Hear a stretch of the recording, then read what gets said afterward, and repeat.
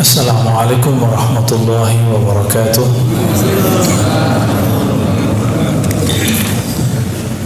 Alhamdulillahilladzi anzala al-Qur'an wa huwa al-kitabu alladzi la rayba fihi wa la shakka fihi hudan lil muttaqin alladhina fi sudurihim nurun ala nur. Asyhadu an la ilaha illallah wa asyhadu anna Muhammadan abduhu wa rasuluh. Allahumma salli wa sallim wa barik ala nabiyyina Muhammad wa ala alihi wa ashabihi wa li baitihi wa dhurriyyatihi ajma'in. Salatu wassalamu alayka ya Rasulullah. Bapak Ibu yang bukan Allah, sahabat-sahabat jamaah Masjid An-Ni'mah, semoga diberikan nikmat zahir dan batin.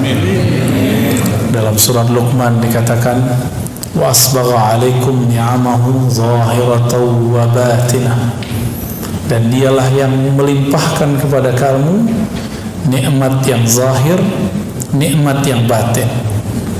Nikmat yang zahir, badan sehat, tapi kalau pikiran gak sehat, nyaman gak hidup? Kantong sehat tapi pikiran galau, gimana? Sama juga. Maka nikmat itu jangan hanya diminta nikmat fulus, minta juga nikmat ruhani kepada Allah Subhanahu wa ta'ala. Karena harta itu banyak habis, sedikit pasti cukup. Nah, tinggal kalau banyak bersyukur, kalau sedikit ya bersabar kepada Allah Subhanahu wa ta'ala. Untuk membuka kalbu pikiran kita, mari kita bacakan surah Al-Fatihah. Juga kita kirimkan untuk pengarang kitab ini, Al-Imam Ibn Athaillah Sekandari. Al-Fatihah. A'udzubillahi minasyaitonir rajim. Bismillah. Iyyaka na'budu wa iyyaka nasta'in.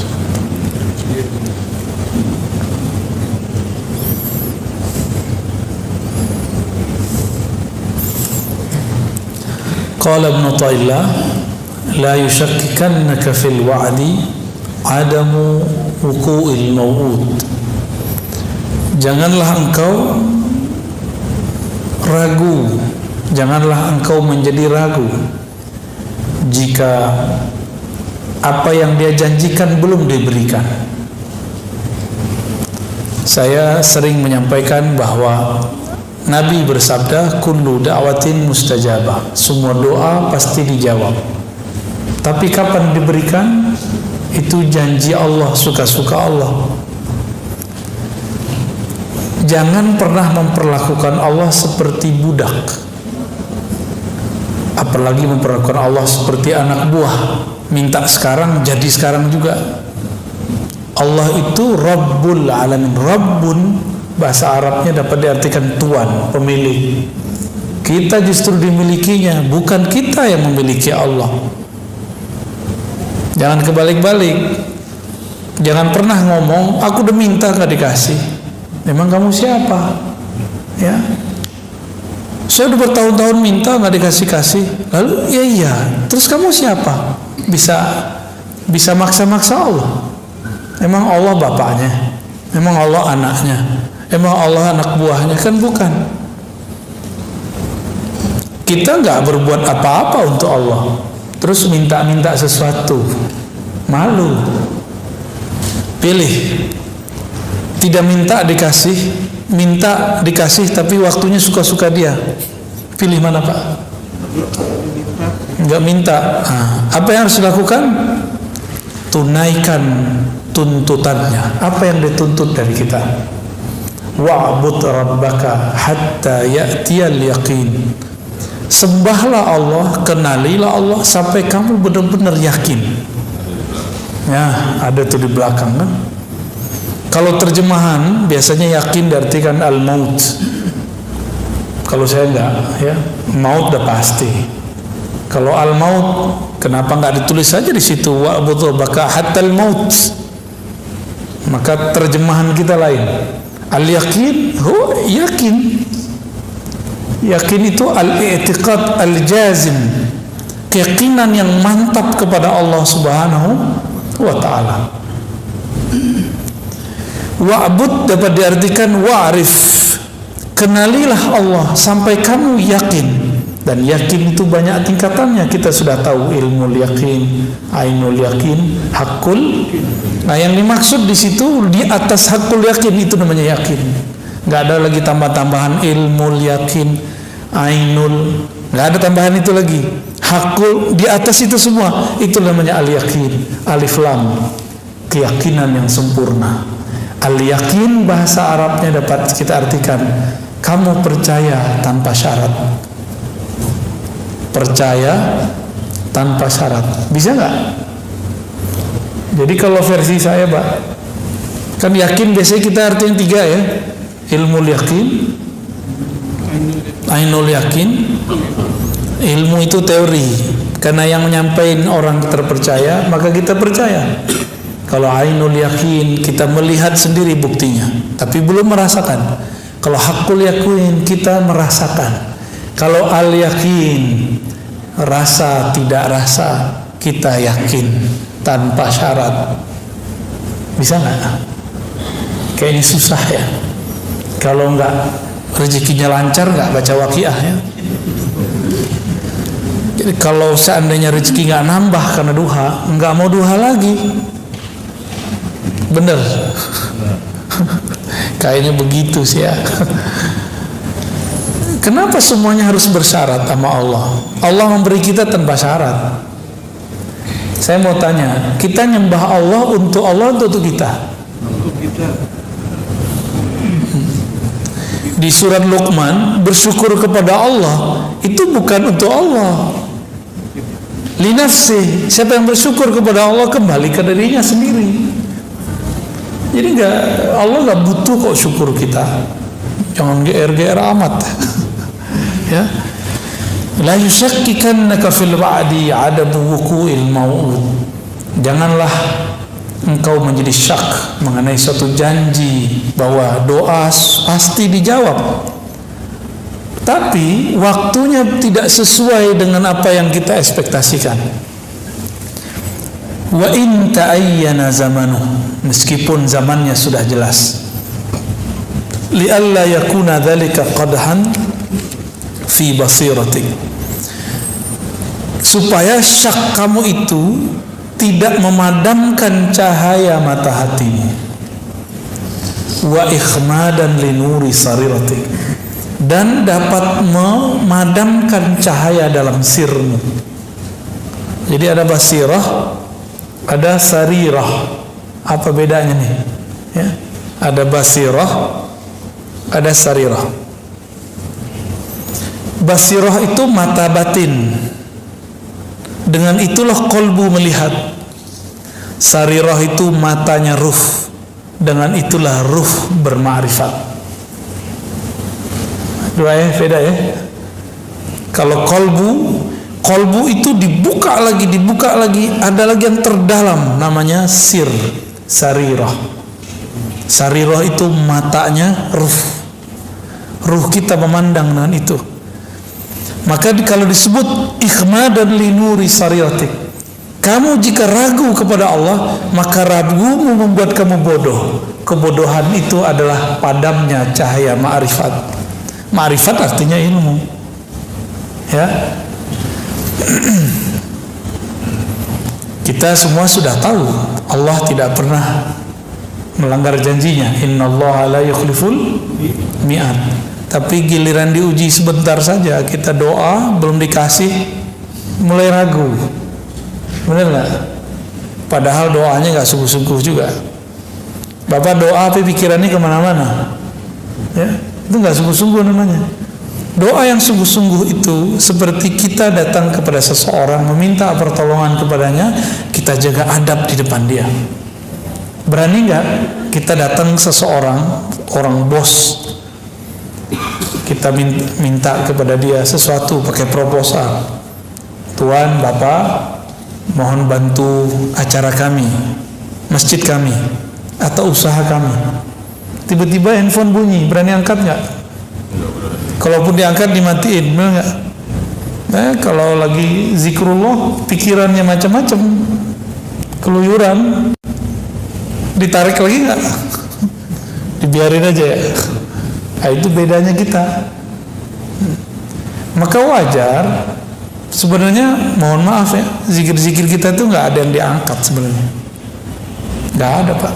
Nggak ada yang khusyuk soalnya. Sholat Bapak tadi itu nggak ada yang diangkat. Tapi karena ada sholawat di situ, Allah angkat. Ya. Karena nggak ada yang khusyuk. Orang dari takbir sampai assalamualaikum udah kemana-mana mikirnya. Yakin gak tuh diangkat tuh? Tapi Allah akan pemaaf. Innallaha afuwun ghafur. Allah itu maha pemaaf. Masalahnya mahar maaf itu ada. Bersalawat kepada baginda Rasulullah sallallahu alaihi wasallam.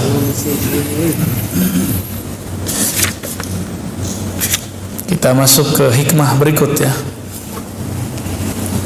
Dari kesimpulan sebelum masuk, jadi ciri-ciri orang yang basirahnya hidup, dia tidak syak meskipun doanya belum dijawab. Dia tidak syak kalau dia sakit berobat belum kunjung sembuh. Inilah rahasia Nabi Ayub. Nabi Ayub ditegur sama istrinya, Mas Ayub, kira-kira begitu ya. Kamu kan Nabi Allah, kekasih Allah. Orang-orang kalau apa-apa minta doa sama kamu. Masa kamu masalah kutilan kulit begitu aja nggak berdoa kepada Allah? Kata istrinya. Nabi Ayub bisa sabar dengan semua kata-kata orang di luar, tapi beliau langsung tersinggung. Bukan tersinggung terhadap dirinya, tapi tersinggung istrinya kenapa tidak bisa sabar. Ya, kok istrinya mulai meragukan? Kamu kan nabi, masa nabi? Nah, gitu, masa nabi? Akhirnya Nabi Ayub mengatakan, pergilah kamu. Jika kamu tidak tahan bersama, pergilah. Tapi jika kita ketemu lagi nanti aku akan pukul kamu. Tapi itu istri paling baik. Wajar ya. Di zaman dulu nggak boleh istri ngeluh. Ngeluh dikit boleh cerai. Betapa pemaafnya Allah sekarang di masa syariat Nabi Muhammad. Istri ngomel-ngomelin kita, udah maafin aja kan. Mohon maaf Bu ya. Di zaman Nabi Ibrahim punya mantu. Sesekali dia kunjungi anaknya lagi keluar rumah. Kata Nabi Ibrahim, ternyata mantunya lupa ini mertua dia, karena jarang datang. Karena nikahnya waktu itu tidak ada Nabi Ibrahim. Nabi Ibrahim tidak hadir saat Nabi Ismail nikah. Dites sedikit doang, gimana Neng nikah sama Mail? Kira-kira begitu Pak kalau bahasa sininya ya. Apa jawaban si? Oh payah, Bang Mail payah, makan susah, minta beli ini beli itu nggak dikasih. Oke, oh gitu. Cuma pertanyaan begitu, jawabannya 3 jam. Apa kata Nabi Ibrahim? Nanti sampaikan ke suamimu, aku ini orang penting baginya. Kalau suamimu pulang, sampaikan ganti pasak pintu ya. Pergi Nabi Ibrahim. Gak lama pulang Nabi Ismail. Nabi Ismail itu tahu ayahnya baru datang karena penciumannya tajam. Itu bukan penciuman hidung, Pak, penciuman batin. Nabi Ismail langsung nanya, tadi ada orang datang ya? Langsung nanya, iya Mas, iya Bang. Lupa dia. Terus apa pesannya? Ya, langsung nanya. Jadi Nabi Ismail punya firasat nih. Apa pesannya? Karena dilihat nggak masuk, cuma di luar aja. Berarti ada sesuatu nih. Kalau babe gue nggak masuk ke rumah, bahaya nih. Kira-kira begitu. Kata orang tadi, orang aki-aki tua tadi, udah jelek, rewel lagi gitu. Punya pesan lagi. Pesannya apa? Ganti pasak pintumu. Oh gitu. Ya sudah, besok aku antar kau pulang. Oh, maksudnya apa Bang? Kamu pasti membeberkan aibku, kelemahan suamimu. Tuh hati-hati tuh ngomong di status Facebook tentang perihal kelemahan rumah tangga. Memang nggak ada lagi tempat cerita.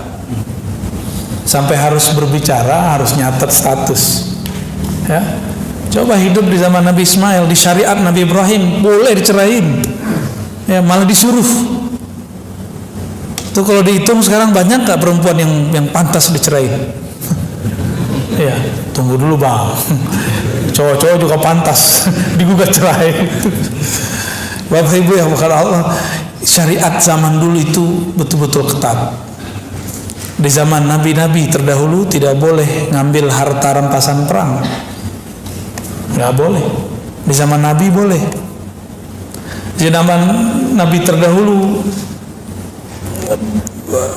zakat itu wajib 10%. Di zaman Nabi Muhammad ada pilihan-pilihannya, ada 0,5%, 5%, ya ada. Makanya sampai sekarang agama tersebut yang masih ngikut katanya agama nabi-nabi terdahulu masih 1/10. Lah gede banget tuh 1/10 itu. Makanya di negara-negara Eropa yang maju, gereja-gereja sepi karena pajaknya sudah mahal, asuransinya mahal, ditambah kalau masuk gereja 10. Gereja sono Pak, kalau di sini saya nggak tahu. Kalau di kita ada juga LDI lebih parah lagi, bisa di atas 10 dia. Ya. Jadi kita hidup di Indonesia BPJS cuma 100.000, 120.000 udah ya. Udah ngomel tiap hari ya. Coba Bapak kalau dipakai ala Eropa, pajak 40%. Berani nggak hidup di Eropa begitu? Makanya wajar sekolah di sana gratis, tol nggak bayar, tapi parkir bayar Pak. Parkir semua langganan. Jadi kita ini karena nggak pernah keluar, selalu ngomong, wah negara ini negara zolim. Kita nggak mau perbandingan. Kalau nggak suka kritik aja, nggak usah bilang-bilang zolim. Emang situ ngerti luar negeri, ya. Kalau nggak ngerti-ngerti amat, kita mending uskut, kul khairan atau usmut liyasmut, atau diam. Itu lebih baik, ya. Apalagi kan anak muda Pak sekarang belum kemana-mana. Aduh, saya gergetan dengerin orang-orang begitu. Ya. Kita nggak seneng aja, tapi jangan berlebihan gitu. Idza fataha laka wijhatan min at-ta'arruf fala tubali ma'aha qalla 'amalu. Kamu jangan kegeeran, kira-kira begitu maksudnya. Jika Allah bukakan suatu bab ma'rifatullah, tapi amalmu masih sedikit, jangan geer, biasa aja gitu. Fala tubali ma'aha in qalla 'amalu. Jangan ngerasa sesuatu, biasa aja, ya. Fa innahu ma fataha lak illa wa huwa yuridu an yata'arraf ilaik. Allah kalau membukakan pintu ma'rifat. Pintu ma'rifat itu pengenalan, rasa, cinta. Pernah gak sesekali lagi gak niat ngapa-ngapain, pas sholat ternyata bergetar? Sesekali, pasti pernah. Itu di saat Bapak Ibu lagi lupa untuk khusyuk, dikasihlah Allah khusyuk. Hilang nafsu mau khusyuk, diberilah khusyuk. Jadi kapan kita diberi khusyuk? Obsesi khusyuknya hilang. Karena kalau kita punya obsesi itu menjadi Tuhan. Allah itu ingin disembah wahdahu la syarikalah. Bukan pengen hamba itu merasa khusyuk terus nyembah dia. Karena merasa tenang terus nyembah dia. Berarti kita nyembah tenang, bukan nyembah dia. Bisa bedain? Ya, ini dua hal yang berbeda. Kalau nyembah Allah, mau tenang nggak tenang, itu urusan lain. Mau khusyuk nggak khusyuk, sembah saja dia. Kan Allah nggak suruh. Allah mengatakan coba wa'bud rabbaka, sembah sajalah Rabbmu. Hatta ya'tiyakal khusyuk, nggak ada dalilnya. Yang ada cuma hatta ya'tiyakal yaqin. Sampai yakin itu tumbuh dalam dirimu tanpa syarat. Nggak ada lagi istilah ilmu yakin, ainul yakin, hakul yakin. Yang ada hanya al yakin, keyakinan tanpa syarat. Hakul yakin masih dites. Kita tes dulu baru kita percaya itu hakul yakin. Kalau al yakin itu makomnya Sayyidina Abu Bakar. beliau tanpa menguji Nabi, dia percaya kalau itu Nabi Muhammad sallallahu alaihi wasallam. Bismillah.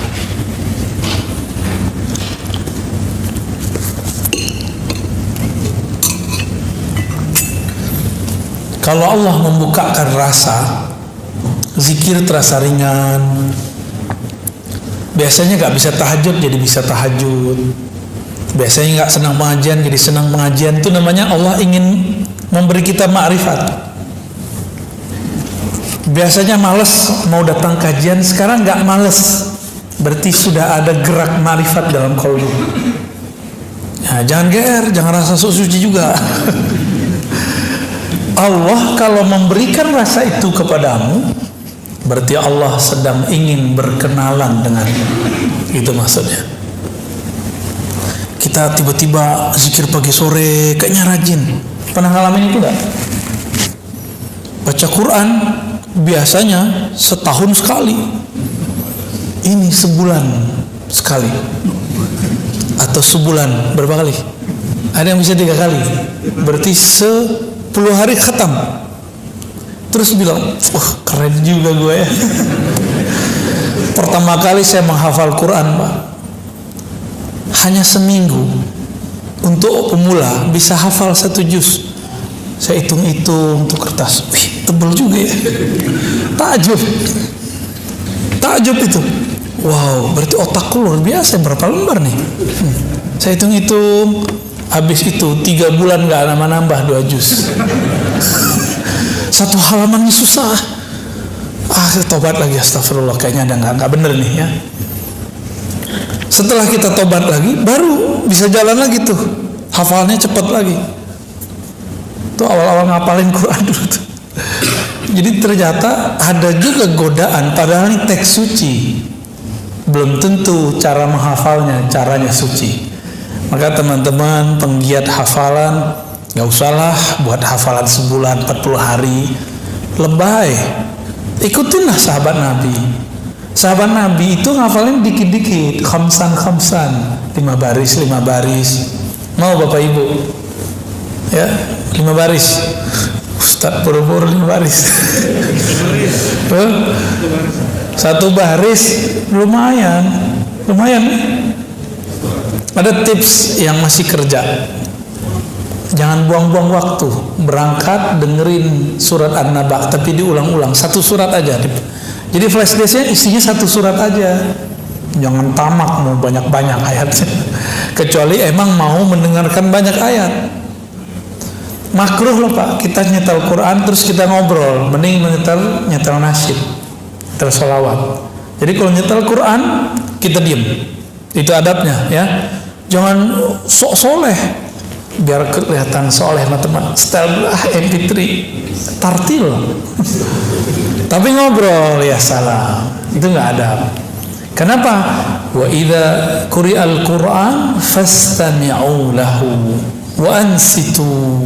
Surah Al-A'raf jelas tuh ayatnya. Jika dibacakan Quran, maka hendaklah kamu mendengarkan lalu diam. Itu adabnya ya. Maka saya termasuk tidak sepakat. Mohon maaf nih masjid ini gimana nih? Sebelum sholat terus nyetel Quran kenceng-kenceng, saya termasuk nggak sepakat walaupun tidak melarang. Lebih baik sholawat, tarhim. Kalau tarhim orang nggak dengar nggak dosa Pak. Tarhim kan cuma sholawat. Salatu wassalamu alaik gitu ya. Gitu ya. Assalatu wassalamu alaik ya. Begitulah saya suaranya udah sumbang Pak. Itu ajib, mending itu didengarkan. Itu dari Mesir Pak, bukan dari Makassar tuh bukan.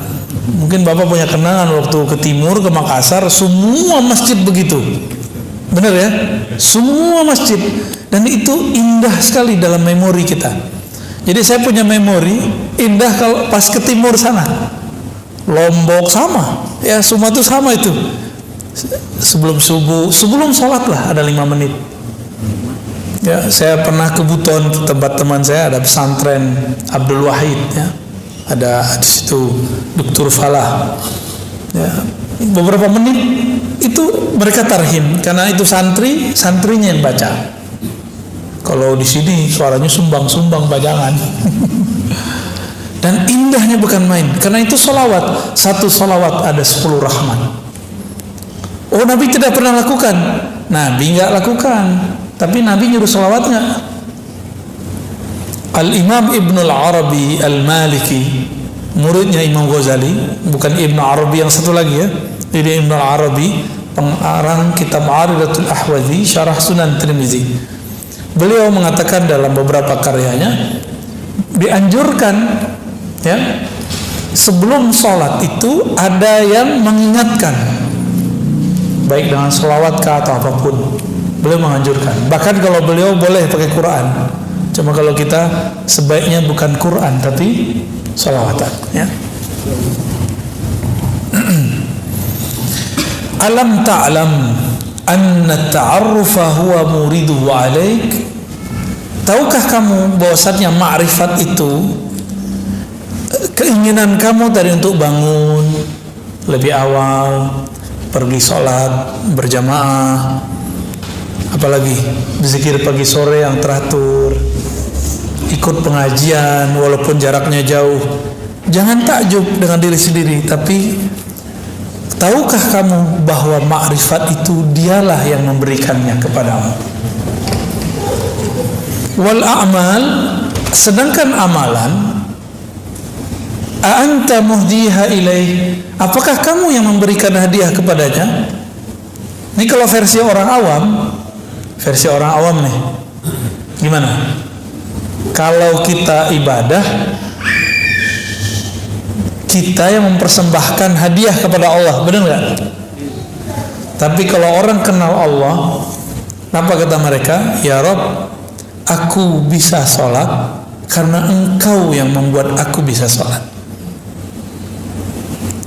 Saya sering nanya jamaah, nih sama nggak jawabannya di sini? Bapak Ibu bisa bangun tahajud, itu yang bangunin siapa? Alarm? Yakin? Alarm, pasangan, atau Allah? Dalam surah Az-Zumar dikatakan, Allah lah yatawaffal anfusa, yang mewafatkan jiwa-jiwa. Di antara jiwa itu ada yang Allah yumsik, Allah tarik, mati namanya. Ada yang Allah yursil, Allah lepas kembali, maka dia bangun dari tidurnya. Oleh karena itu, tidur itu saudaranya mati. Karena selangkah lagi mati, Pak. Kalau nggak dibalikin, mati sudah. Gitu. Doa kita apa bangun tidur? Segala puji bagi Engkau ya Allah, ahyana, yang kembali menghidupkan kami. Benar ya? Berarti hidup, kita dihidup nih. Tertidur itu mau mati namanya. Pengen mati enak atau mati susah? Mati enak. Jangan nonton ya sebelum tidur. Terus gimana sebelum tidur? Sebelum tidur tumbuhkan al-yakin tadi. Bisa lewat zikir, bisa lewat pengajian, bisa lewat conditioning di pikiran kita. Coba malam ini tidur, semua dendam kita buang, bisa nggak? Bisa nggak Pak? Utang sih bayar, dendam jangan. Bisa nggak? Malam ini kita tidur pegang dada, ya Allah, di hatiku ada noda-noda dendam. Izinkan aku tidur, noda itu tiada, telah Engkau angkat ya Allah. Ada benci, semoga terangkat.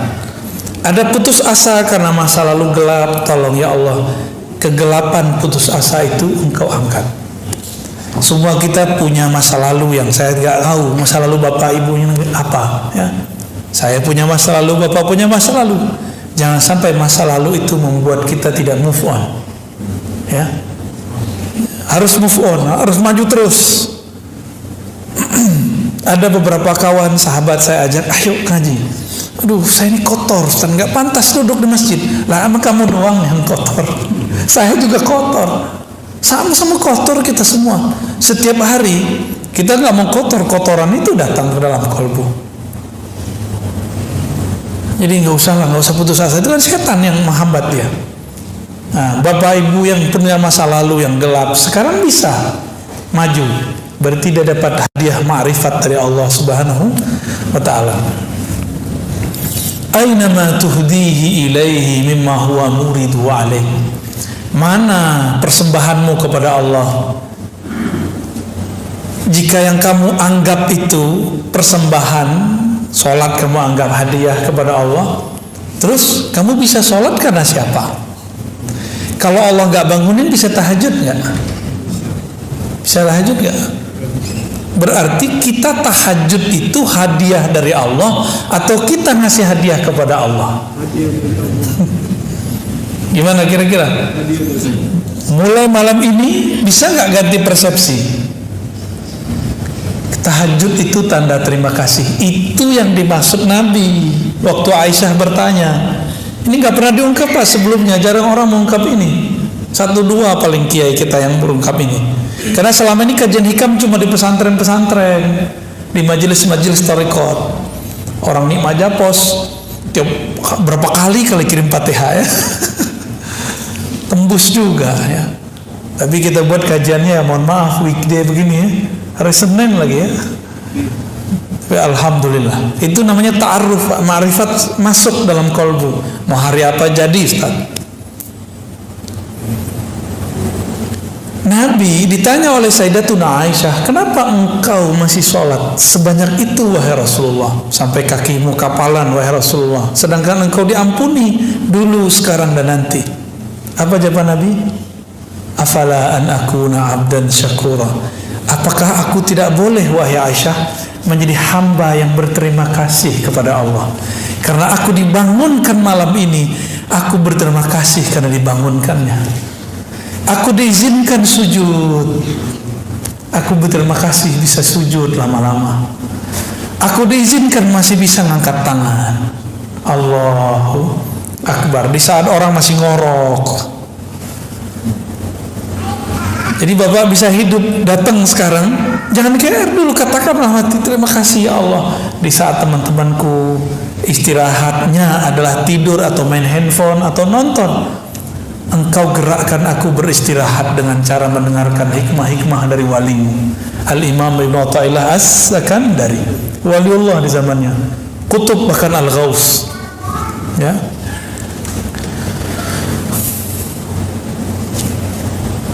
Maka beliau kasih pertanyaan, wa aina ma tuhdi ilaihi mimma huwa muridu alaik. Itulah kata-kata Nabi.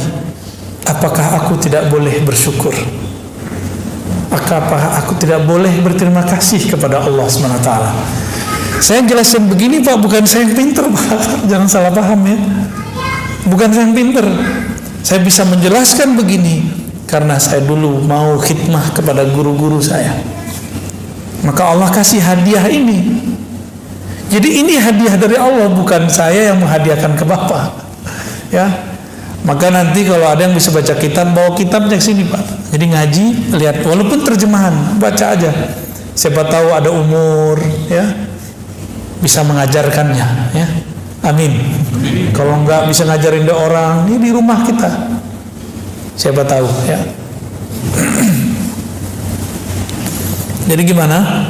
Masih berani minta pahala? Saya malu meminta pahala kepada Allah ya. Pahala itu bahasa Sanskerta berarti balasan. Berani minta balasan dari Allah? Ibarat gini, saya minjem mobil Bapak, saya pinjam nih mobil Bapak hari ini, pulang-pulang bersih, terus saya bilang, mana bayarannya Mas? Ya, saya minjem, terus saya minta bayaran dari pinjaman itu, waras nggak? Jadi sebenarnya banyak orang beribadah tuh belum sampai babul yakin. Kalau dibilang nggak waras termarah Pak ya. Masa dengan cuma sholat 5 waktu, sholat tahajud yang berkabut itu, sholat duha yang khusut itu, terus kita berani meminta sesuatu balasan dari Allah Subhanahu Wa Taala? Itu orang nggak tahu posisi dia. Ya kalau bahasa kasarnya nggak tahu diri lah. Seperti dia belum sampai kepada kesadaran ma'rifat. Sholatnya baru sholat nafsu, belum sholatnya seorang yang bermakrifat. Dia nafsu mau dapat sesuatu, dia sholat. Moga-moga sholatnya memperlancar dia dapat sesuatu. Itu nggak baik ya.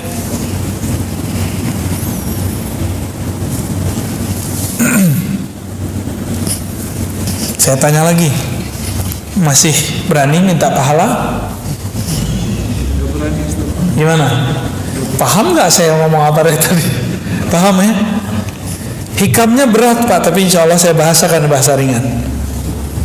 Apa yang kita lakukan dari ibadah, zikir, belajar, semuanya adalah hadiah ma'rifat dari Allah. Karena itu hadiah darinya, pantaskah kita selesai menerima hadiah terus minta hadiah lagi? Gitu, hadiah pahala. Saya rasa nggak pantas. Maka saya mengimbau diri saya sendiri dan kita semua yang hadir cukup meminta pahalanya. Maka benarlah imam-imam kita mengajarkan sholat, lalu selesai sholat bacanya lillahi astaghfirullahaladzim. Sebelum sholat membaca astaghfirullah, asyhadu an la ilaha illallah, asyhadu anna rasulullah, usolli fardal maghribi atau fardal isya'i, bla bla bla bla, belakangnya lillahi ta'ala. Itu wajar supaya nggak minta macam-macam ya. Kalau masih minta macam-macam berarti belum dapat ma'rifat, baru dapat amal gitu. Jadi kalau kita buat dua tuh model cara orang beribadah ya. Ini banyak-banyak tangan nih Pak.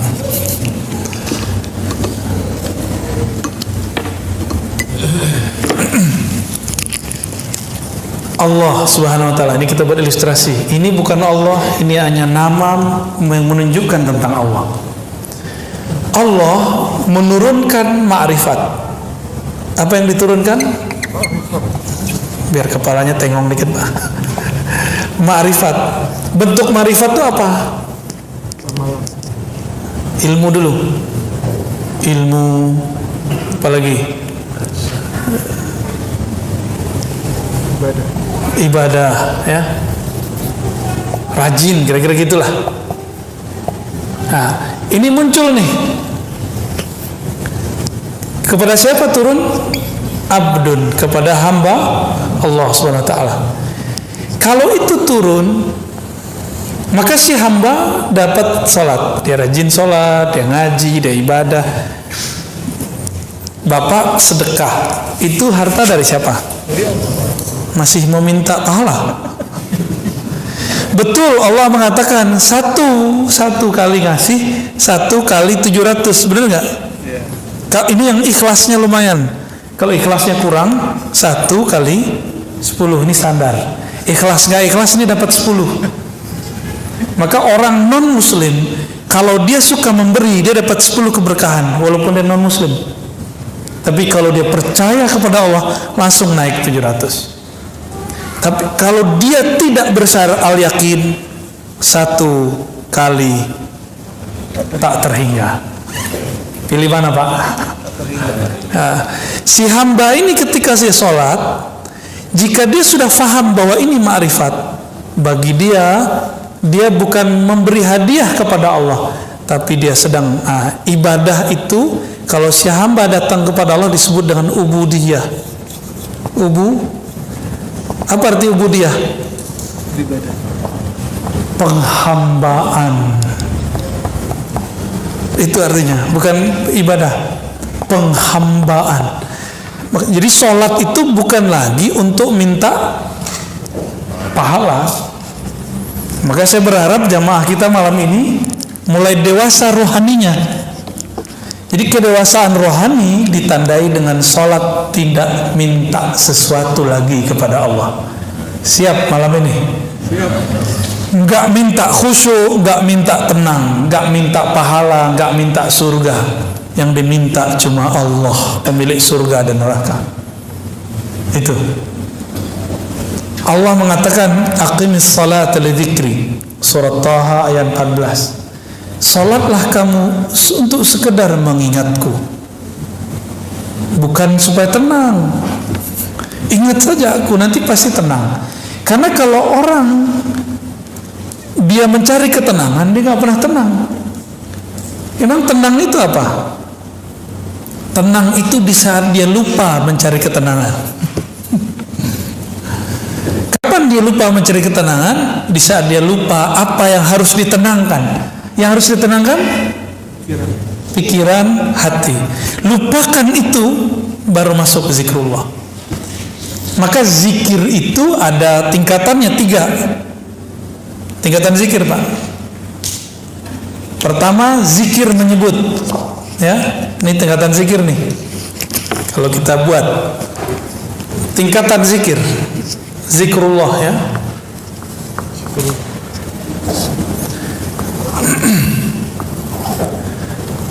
Nah, yang paling bawah itu nyebut.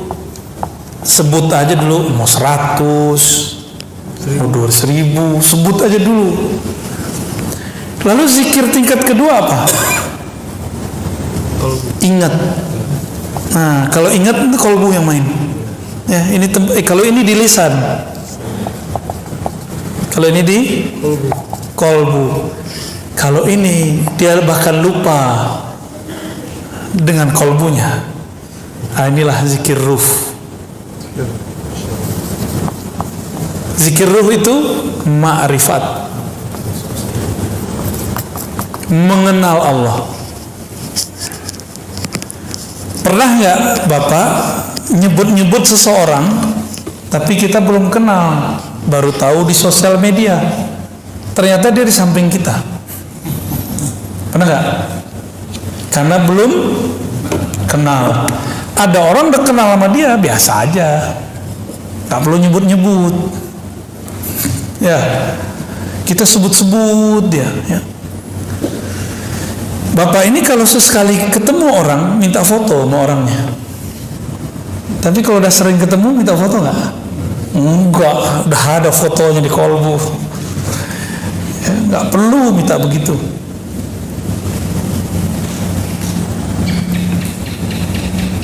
Nah, itulah modelnya ya. Menyebut, mengingat, bermakrifat, mengenal. Makrifat artinya mengenal. Kalau sudah mengenal, Allah jauh nggak dari kita? Allah dekat atau jauh?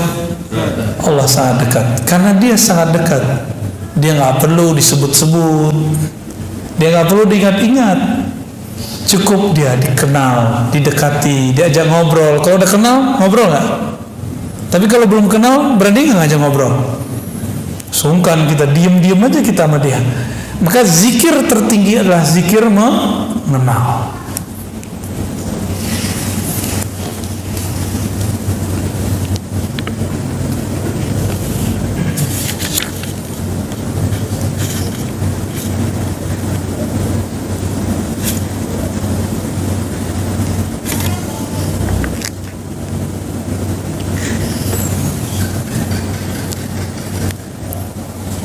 Di sini ada beberapa penjelasan panjang ya. Tapi kalau saya bacain penjelasannya, hikmahnya nggak banyak dapat, Pak. Kita cukupkan ya. Hikmah baru aja lagi. Ya. Hikmah keberapa nih? 6. Udah 6 ya? 8 apa 6? Tadi 1, 2, sekarang yang ketiganya. Ya, hitung aja Pak ya. Tanawwa'at ajnasul a'mali litanawwu'i waridatil ahwali. Tanawwa'at, bermacam-macam jenis amalan. Ajnas, jenis. Jadi jenis itu dari bahasa Arab. Jinsun, jins. Pakai jeans nggak Pak? Itu beda lagi ya. Jeans itu bacanya ya. Kalau ini jinsun, jim nun sin, jenis bahasa Indonesia, genus dalam bahasa pengetahuan lama ya. Tanawwa'at, kenapa bermacam-macam amalan itu? Kenapa amalan itu nggak kayak malaikat? Malaikat itu yang sujud aja. Ada malaikat itu dia kalau ibadah dari awal penciptaan itu cuma ruku. Nabi ditanya, wahai Rasulullah, apakah zikir yang paling utama? Apa kata Nabi? Zikir yang paling utama adalah yang paling utama dibaca oleh malaikat di langit. Subhanallah wa bihamdi, subhanallahil azim. Yang tadi Bapak baca ya. Subhanallah wa bihamdi, subhanallahil azim. Jangan pakai terjemahan, pakai makna dari saya.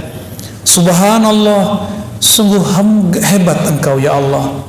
Wa bihamdi, Engkau maha terpuji ya Allah. Subhanallah, subhanallah bihamdi, subhanallahil azim. Sungguh hebat Engkau ya Allah, Engkau maha agung ya Allah. Itu maknanya. Kalau kita menerjemahkan maha suci, kayaknya ada yang perlu disuci-sucikan. Emang Allah butuh disucikan? Enggak. Jadi terjemahan ini kan terjemahan masa lalu, abad-abad tahun 1600, berarti abad 17 ya, oleh Syekh Abdul Rauf As-Singkili. Subhana itu diartikan maha suci. Ini harus direvisi, karena di zaman itu maha suci itu artinya maha hebat kalau versi kita sekarang. Nah, jadi harus diganti tuh istilahnya. Di zaman itu orang ngerti maksud maha suci. Di masa sekarang maha suci itu terjemahannya adalah maha hebat. Ya. Dari mana kita tahu? Bapak kalau ketemu orang Arab yang benar Arabnya, kalau dia melihat sesuatu yang menakjubkan, dia bilang subhanallah, gitu. Ya. Melihat yang cantik sekali atau gagah sekali, itu dibilang subhanallah, gitu. Ya. Saking dia merasa hebat banget ini. Kok ada orang secakap ini gitu. Atau dia menyaksikan suatu kejadian yang di luar logika dia akan ngomong apa? Subhanallah. Itu orang Arab. Lain dengan Masya Allah, beda lagi. Mungkin gak dalam semalam orang pindah kota tanpa pakai pesawat, tanpa pakai bus, tanpa pakai alat, dari Jakarta ke Surabaya dalam waktu cuma sedetik. Mungkin. Mungkin. Tapi kalau terjadi kita bilang apa? Subhanallah, ajaib. Ajib gitu ya. Ajib itu bahasa Arab tapi ala Betawi, Pak. Ya, bahasa Arab tapi rasa Betawi. Ajib. Orang Arab juga bingung, padahal ajib itu dalam bahasa Arab itu artinya aneh loh gitu. Di bahasa kita ajib menjadi luar biasa. Maka subhanallah itu artinya sungguh hebat ya. Saya menganjurkan Bapak Ibu kalau nonton itu yang ditonton penemuan ahli-ahli ilmuwan kita mengenai darah, hebatnya jantung, dahsyatnya otak, satu molekul di tubuh. Aduh, kalau kita lihat itu tubuh kita langsung bertasbih lagi, Pak. Baik. Amalan itu banyak jenisnya karena pemberian Allah juga beragam bentuknya. Itu hikmah malam ini. Kenapa ada zikir subhanallah, ada zikir Allahu Akbar, ada zikir la ilaha illallah? Karena rahasia yang Allah mau beri juga beragam. Allah kaya atau miskin? Kaya. Karena dia kaya, maka dia ingin memberikan kita macam-macam hadiah. Bapak punya teman gak orang yang tajir? Tajir baik hati, sering ngasih hadiah gak? Kalau gak pelit hati, medit.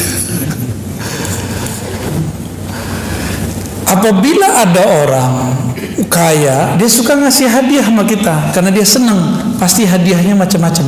Kadang ini, kadang itu, kadang ini, dan kadang-kadang surprise. Allah lebih kaya daripada yang kita bayangkan. Dia ingin kita menerima itu, tapi Allah Subhanahu wa taala ingin kita siap menerimanya. Allah nggak butuh tasbih, kita nggak butuh. Allah nggak butuh sholat, kita nggak. Yang Allah mau dari kita adalah engkau siap-siaplah menerimanya. Itu. Kita mau kasih motor ke anak kecil umur 10 tahun. Tanda sayang atau bunuh? Ya, konyol atau hebat? Konyol itu. Allah itu ingin memberi sesuatu, hambanya tuh siap gitu. Maka anak-anak muda nih ya, yang suka main sosial media, nggak usah haus popularitas, nggak kuat nanti kalau populer ya. Orang yang menghambakan popularitas tersiksa. Kalau satu orang dislike tuh tersiksa ya. Ada orang ngeritik dikit, sakit hati. Kalau hamba syuhrah, abdus syuhrah, hamba popularitas. Kan sekarang anak-anak cita-citanya kalau ditanya, bang mau jadi apa? YouTuber. Aduh, masya Allah. Saya kaget-kaget tuh anak-anak ditanya begitu sekarang. Dia nggak tahu resikonya. Orang kalau sudah terkenal dengan satu brand, dia harus memaksakan dirinya seperti itu, dan itu sandiwara yang paling menyiksa diri.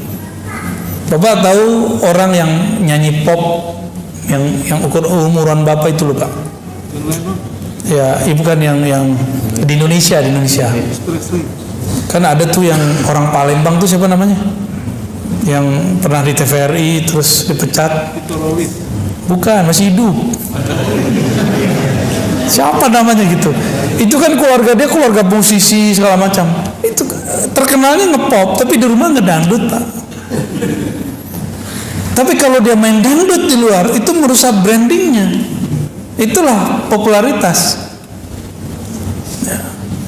Saya dulu pernah diundang oleh seorang motivator bersama teman-teman saya. Kebetulan waktu itu kita ngurusin lembaga dakwah.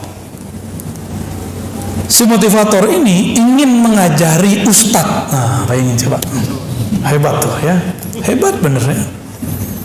Ingin mengajarin ustadz nge-brand dirinya.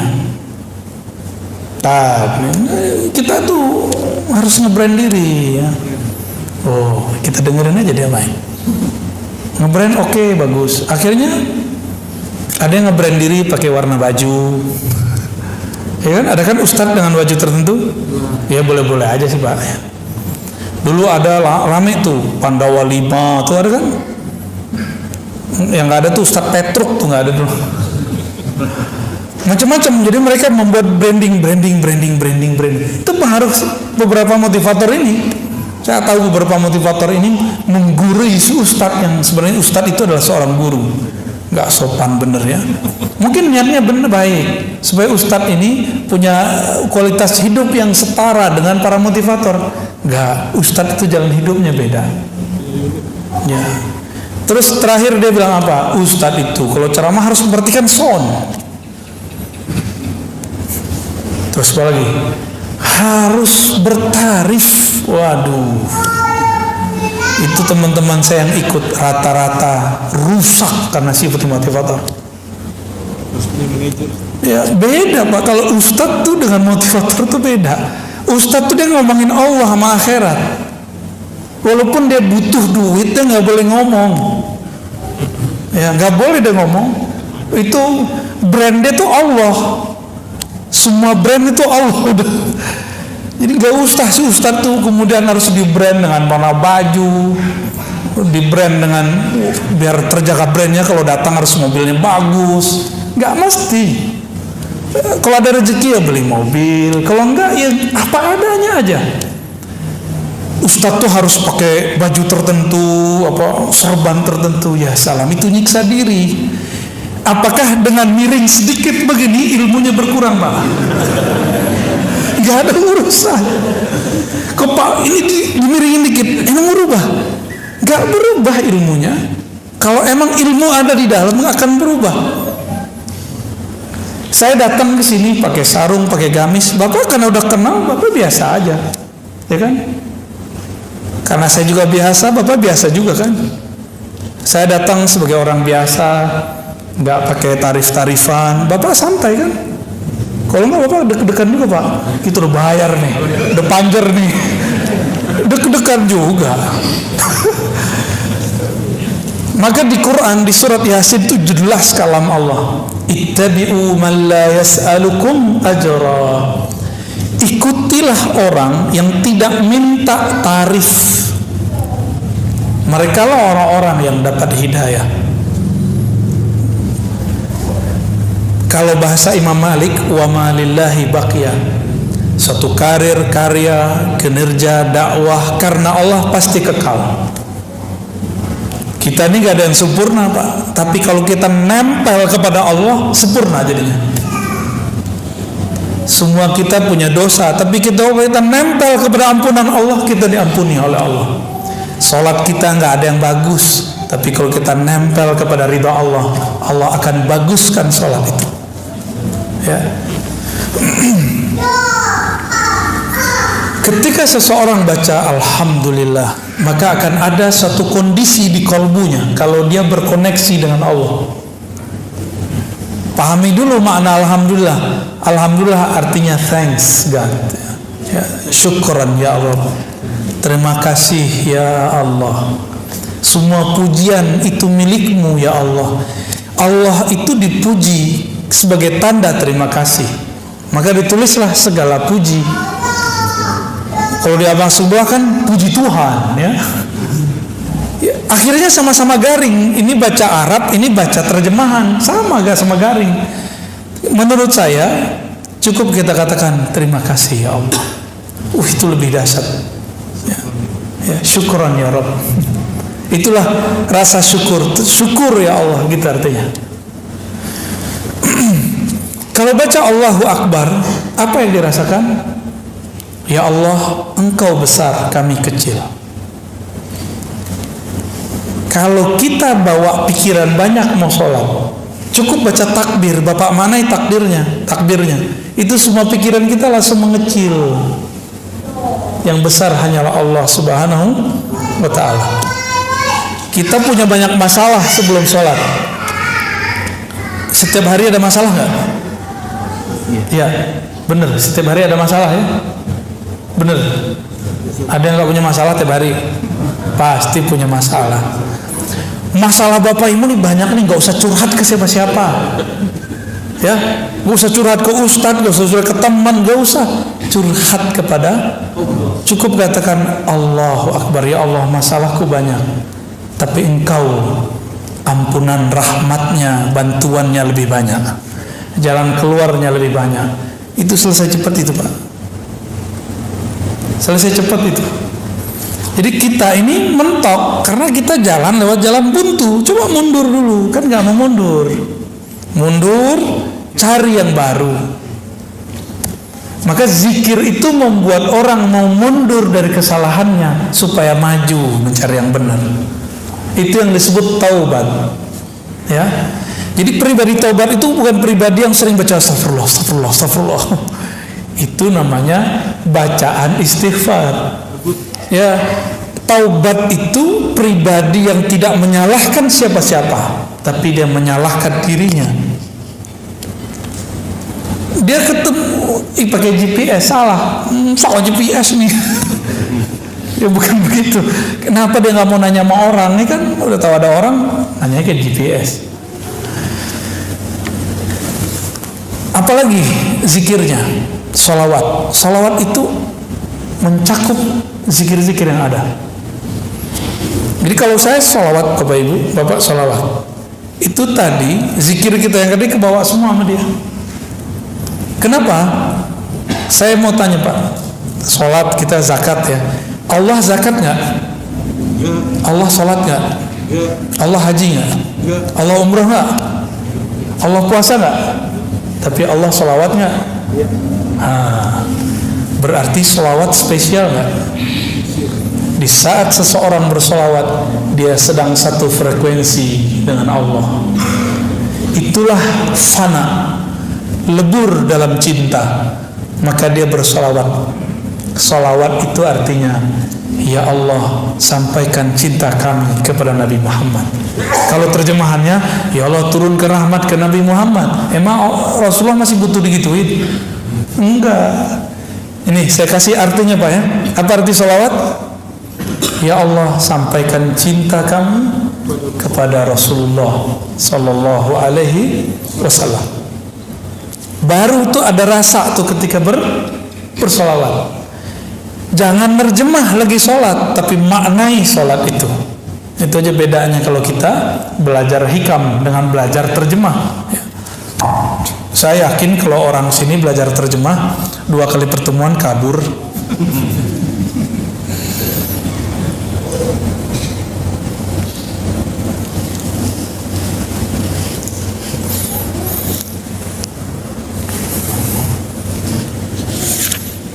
Kata pensyarah kitab ini, saya bacakan biar berkah juga ya, Imam Ibnu Abbad. Kata beliau, setiap zikir ada waridnya, ada hadiahnya. Setiap amalan ada hadiah rahasia yang tersimpan di dalamnya. Apakah warid itu? Ma yaridu 'alal qulubi minal ma'arifir rabbaniyah wal asrarir ruhiyah. Warid itu adalah suatu kondisi rohani di mana kolbu mendapatkan makrifat dari Allah dan rahasia-rahasia darinya. Ketika Bapak sujud, rasanya apa? Kepala pegel. Itu doang. Imamnya kelamaan nih, gitu. Berarti belum dapat asrarnya. Tapi Bapak sujud, terus terasa, ya Allah, kepalaku sekarang di titik terendah di bumi. Bahkan dia lebih rendah daripada tempat buang air besarku. Yang kita bedak-bedakin tiap hari itu ya Bu ya. Ini mas-mas ini pakai bedak kan nih? Gak usah lah, cukup istri kita aja yang cantik ya. Kita gak usah jadi cowok cantik ya. Rawat sih boleh, tapi jangan bikin riuh untuk badan sendiri. Laki-laki itu gak usah begitu ya. Apabila kolbu kedatangan rasa, masuk rasa itu, rasa ya Allah, kepalaku lebih rendah, aku taruh serendah-rendahnya, bahkan lebih rendah dari tumitku.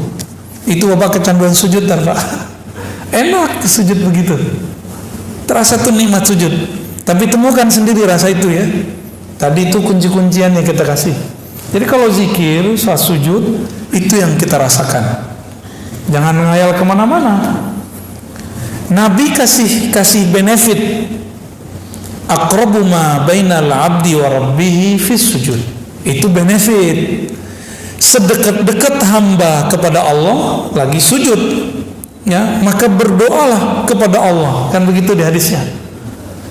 Nabi kasih jalan kalau orang masih mau doa. Tapi sujud yang sebenarnya masih perlu doa nggak? Nggak perlu lagi doa. Sujud itu sudah di dalamnya doa, ya. Karena Nabi setiap kali memintakan syafaat kepada Allah untuk kita, Nabi sujud dulu. Dan nanti di akhirat Bapak Ibu, Nabi itu makhluk paling sibuk. Dia nggak sempat mikirin diri sendiri, nggak sempat mikirin siapa-siapa dalam dirinya. Yang dipikirkan ummati, ummati, ummati. Setiap kali mau lewat itu ada datang orang cari, wahai Rasulullah bantulah kami, wahai Rasulullah bantulah kami. Di tangannya sudah ada daftar orang yang dia mau bantu. Itulah kekasih-kekasihnya, ulama-ulama pewaris ilmunya, mewarisi sifat-sifatnya. Tidak hanya mewarisi serban dan jenggotnya, tapi juga mewarisi karakter-karakter rahmatnya. Itu ditandain nama Rasulullah tuh. Lalu sahabat bertanya, wahai Rasulullah, bagaimana cara engkau nanti tahu bahwa itu adalah umatmu, sebanyak itu umat? Jawaban Nabi, aku mengetahuinya dari ghurran muhajjalin, dari pancaran bekas wudu. Wudu itu isinya apa? Cuci-cuci muka? Bukan. Wudu itu membersihkan zahir, mensucikan batin.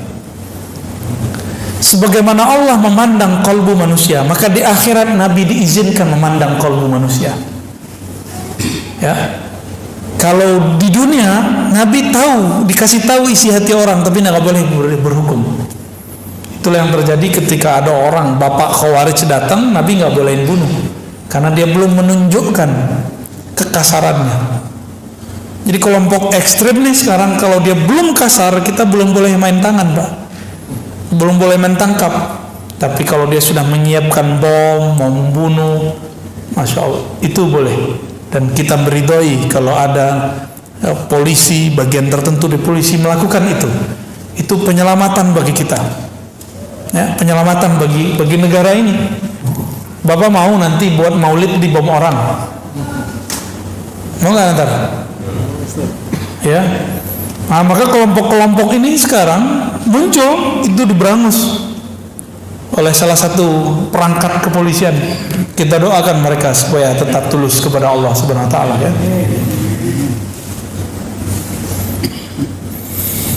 Salat ada rasa di situ, ada rahasia. Zakat ada lagi rahasianya. Ada nggak di antara kita datang ke orang susah terus ngasih langsung? Ada nggak? Kalau ada, ngerasain nggak merindingnya waktu dia berdoa? Senangnya bukan main. Nanti cobain Pak ya. Jangan sombong ngundang-undang fakir miskin ke rumah. Saya itu paling nggak suka tuh ya. Mohon maaf Pak kalau pernah melakukan. Bapak belagu itu namanya. Dia udah miskin, udah yatim piatu, udah susah. Dia harus menghancurkan egonya lagi untuk datang ke rumah kita. Terus kita kasih amplop, belagu amat. Kayak bakal kaya selama-lamanya aja ya. Kalau bener mau ngasih, datang ke mereka atau ajak mereka kemana. Jangan bawa mereka ke rumah kita. Kecuali Bapak mau ajak mereka, yo nginep sehari semalam di rumah saya. Rasain nikmati nih rumah gede gitu misalnya. Kalau gitu nggak apa-apa.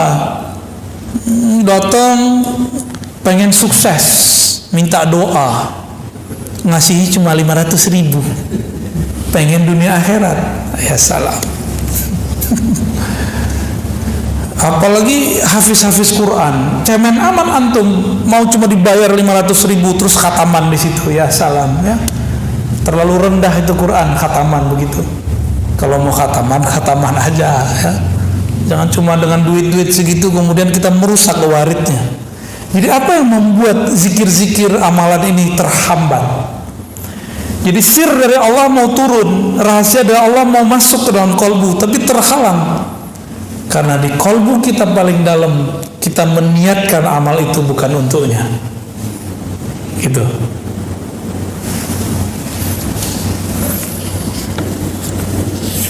Jadi kalau Bapak Ibu ntar wiridan, udah ya, ijazah yang lama tuh simpen aja. Zikir biar kaya tuh simpen Pak.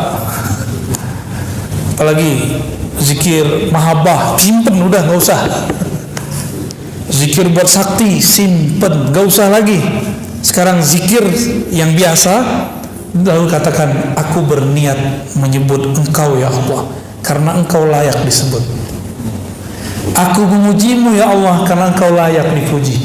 Aku menyembahmu ya Allah karena Engkau layak disembah, bukan karena aku pengen jadi kaya.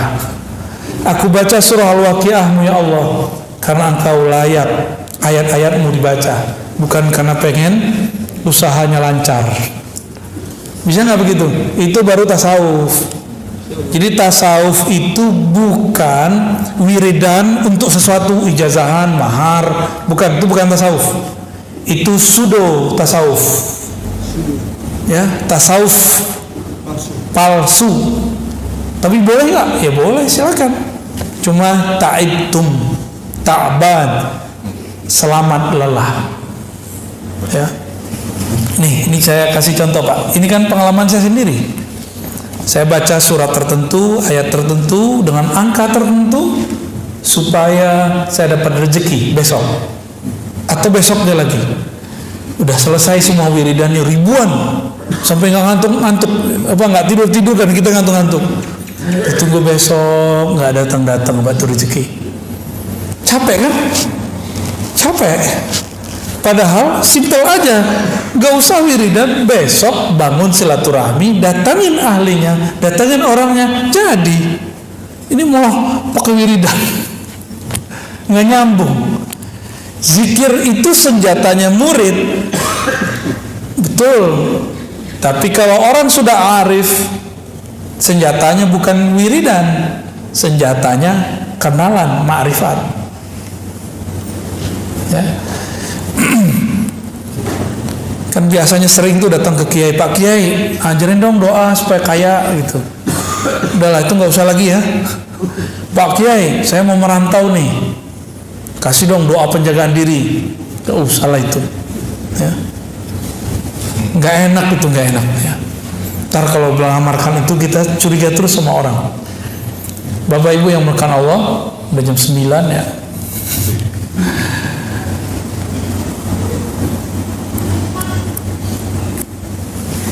Ketika warid itu datang, kadang-kadang berefek. Ada orang tuh tiba-tiba rajin ibadah. Ada ketika datang sir itu dia nangis. Ada yang ketika datang rasa itu dia rindu. Nah, dan itu kita praktekin Pak. Di sini nggak ada yang ikut talqin zikir kemarin ya. Kita ketika talqin zikir waktu di Ciputat, didik doang ngajinya. Nah, yang talqin di Ciputat, di dekat UIN. Pas syahadat ada yang merasakan sesuatu, tapi tidak merasakannya waktu baca Fatihah. Ada yang waktu Fatihah merasakan sesuatu, tapi tidak merasakannya saat istighfar.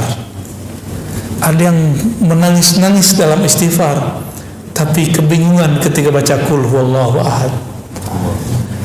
Ada yang tersentuh baca kulhu, tapi dia bingung pada sholawat. Tapi rata-rata Pak, di bab sholawat semuanya hanyut. Mau kolbu keras, kolbu lembut, semuanya hanyut karena merindukan Rasulullah SAW. Karena dalam sholawat itu ada unsiyah, keintiman kolbu dengan kekasih, yaitu Rasulullah SAW. Nah, semoga rasa itu muncul di kita. Nah, ada yang dia tenggelam, rasanya hanyut dalam sholawat. Kita ajak zikir, dia bingung karena dia masih asik dalam sholawat. Jadi itu beda-beda orang, beda-beda ahwal, beda-beda warid yang datang. Jadi saya sendiri menyaksikan dan merasakan bahwa itu nyata. Beda amal, beda bacaan, beda gerakan, beda aktivitas, beda rahasia yang diturunkan dengan oleh Allah Subhanahu wa Ta'ala. Maka rahasia dalam sholat beda dengan zakat, beda dengan puasa, beda dengan haji, beda dengan umrah. Semoga yang hadir malam ini tidak lagi ibadah minta pahala. Amin. Semoga yang hadir malam ini tidak lagi beribadah pamrih. Amin. Bukan lagi karena pengen dapat surga, bukan lagi karena dijauhkan dari neraka, bukan lagi karena pengen dapat ketenangan dan kekhusyuan. Semoga yang hadir malam ini beribadah karena Allah layak disembah, karena Allah pantas dipuja-puji. Itulah ibadah yang mutlak. Orang inilah yang disebut oleh Allah abdi, hambaku. Kalau yang mencari ketenangan disebut hamba sakinah. Yang mencari khusyuk, abdul khusyuk. Yang cari popularitas, abdul syuhur. Yang gak mau terkenal, abdul butun. Allah bukan yang begitu, ya. Kunu ibadallah, jadilah hamba Allah yang mutlak. Barangkali ada 10 menit mau tanya jawab, silakan. Ya, ya, silakan. Dari mana dulu Pak? Kita kasih waktu 10 menit saja. Dan satu pertanyaan saya dibatasi dengan waktu.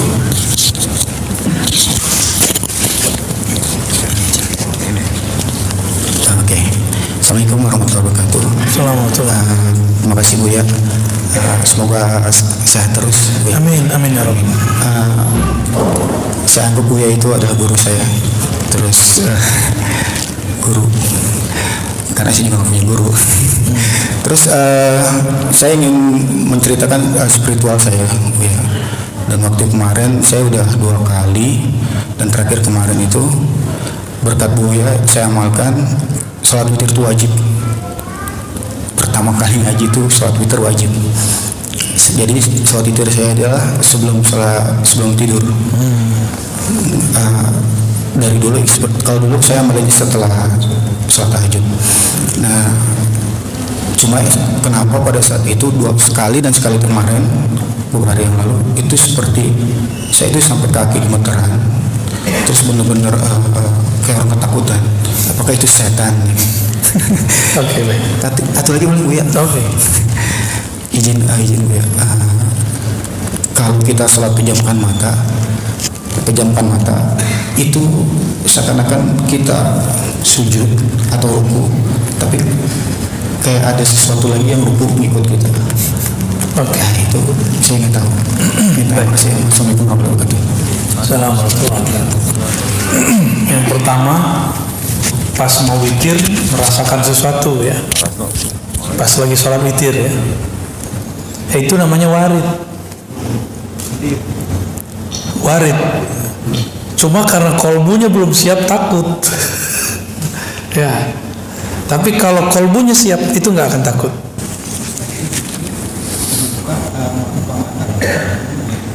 Nah, ini ada tips dalam hadis Abu Daud ya, amalkan ya, supaya nanti kalau mau witir sama aja, mau sebelum tidur atau setelah tahajud sama.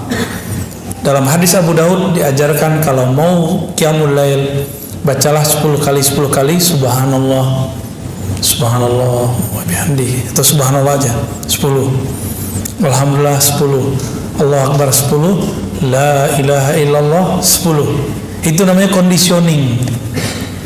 Jadi biar kolbunya siap untuk merasakan nikmatnya sajian tahajud, sajian witir, hidangan-hidangan aurat, maka berzikir sebelum kita qiyamul lail, berzikir sebelum witir. Ya, apa tadi? Subhanallah, alhamdulillah, masing-masing. Jadi jangan subhanallah, alhamdulillah, bukan. Subhanallah, subhanallah, subhanallah, subhanallah, begitu ya. Alhamdulillah, alhamdulillah, alhamdulillah. Terus Allahu akbar, la ilaha illallah, la ilaha illallah 10 kali. Rasakan Pak, nanti sholatnya akan lebih stabil. Nanti takutnya hilang, insya Allah ya. Saya ijazahkan cara mengamalkannya. Tafadhal ya. Di hadis Imam Bukhari, Muslim itu ada yang versi mirip, tapi amalannya beda. Intinya sama ya. Wallahu a'lam bishawab.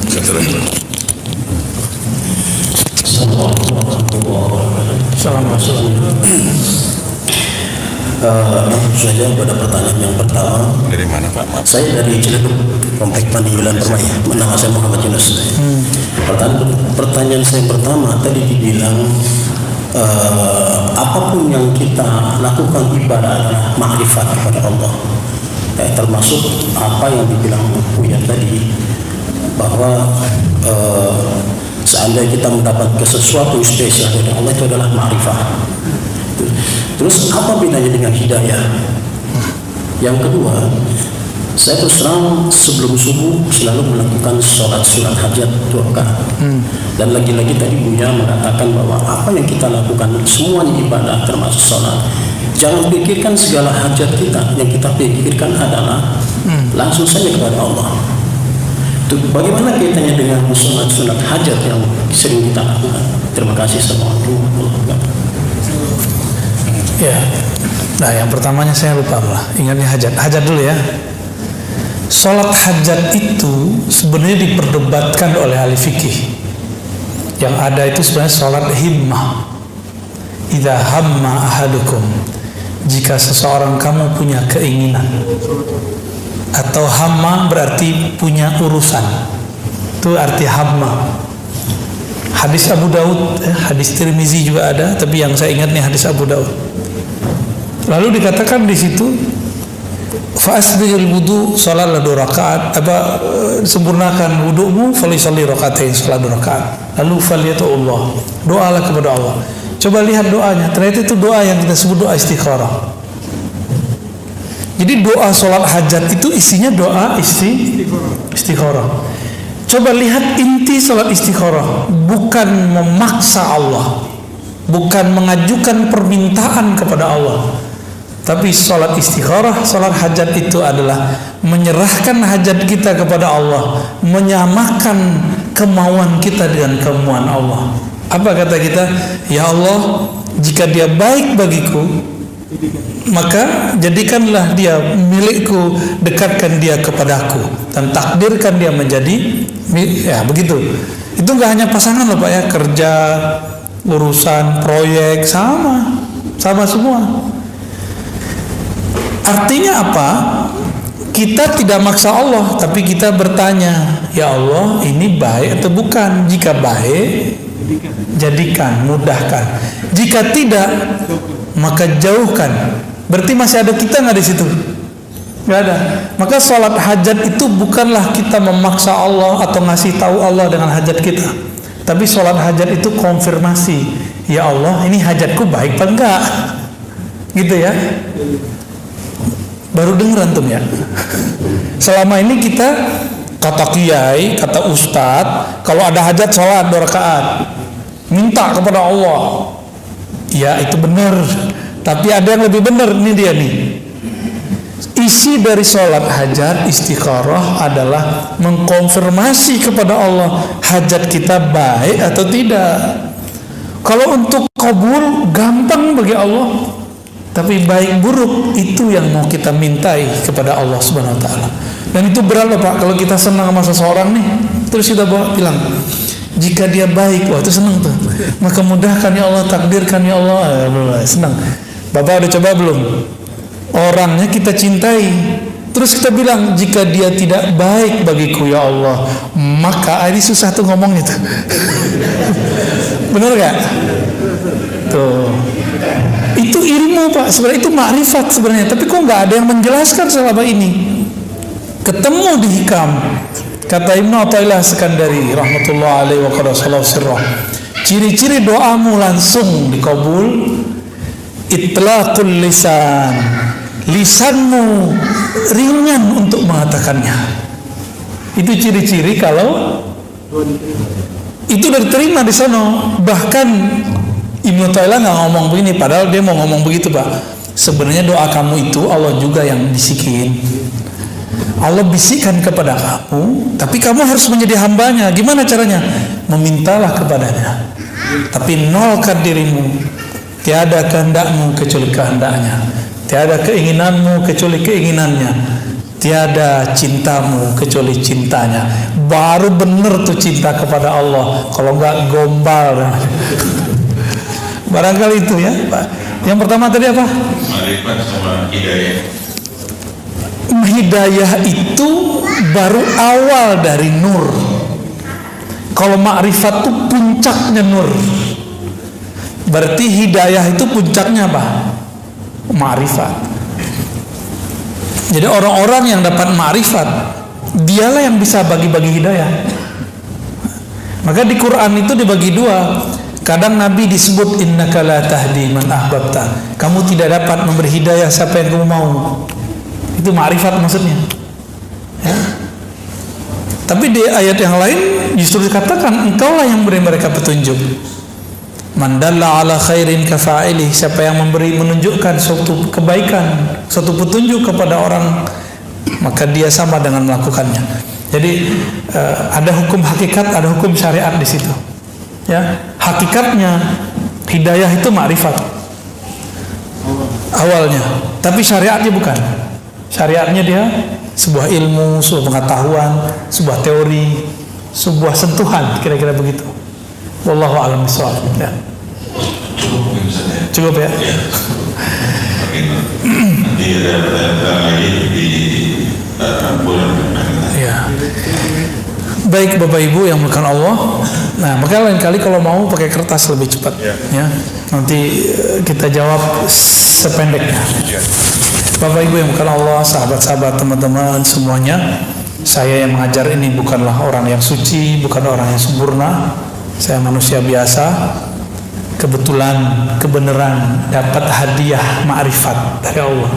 Inilah yang kita bagi-bagi sebagian ya. Semoga hadiah-hadiah ini diridhoinya. Amin ya rabbal alamin.